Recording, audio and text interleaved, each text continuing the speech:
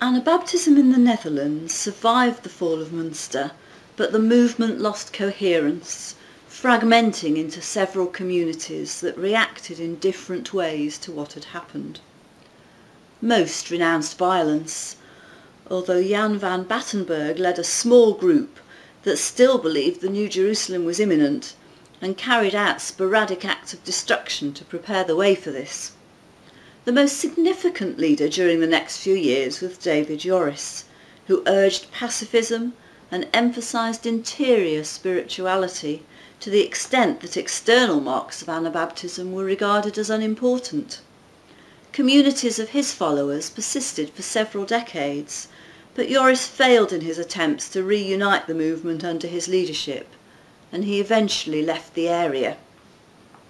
The future of Anabaptism in the Netherlands rested with those who had rejected Munster all along and maintained a pacifist position.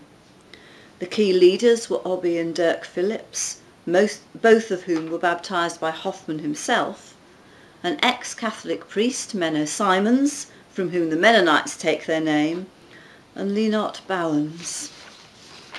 Menno was baptised by Obi Philips and joined the movement in 1536.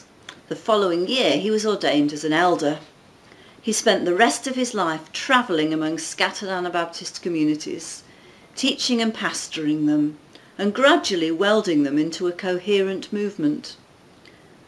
These communities struggled with various issues, not least questions about church discipline and the relationship between the spirit and the letter, and the movement experienced damaging splits. But Menno's extensive writings and patient ministry enabled Dutch Anabaptism to survive and thrive. Despite being a wanted man, he repeatedly escaped capture and eventually died peacefully. Obi Philips soon left the movement, but Dirk exercised effective pastoral leadership for many years as Menno's colleague, and also left a substantial body of writings.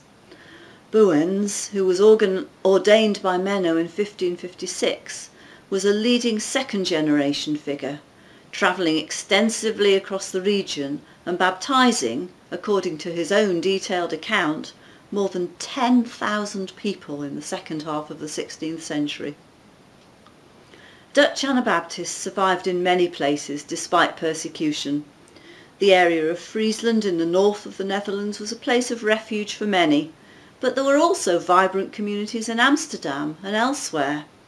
Indeed, Dutch Mennonites entered a golden age in which they produced successful artists, doctors, business people, government officials, scholars and engineers, including the engineer who designed the huge dike around the inland sea. Although many of their churches are now struggling, Mennonites have maintained a presence in the Netherlands until the present day. Anabaptism also flourished in Antwerp and other parts of Flanders until growing pressure led to mass emigration. Further north, Anabaptists spread along the Baltic coast into Danzig, Prussia and Poland.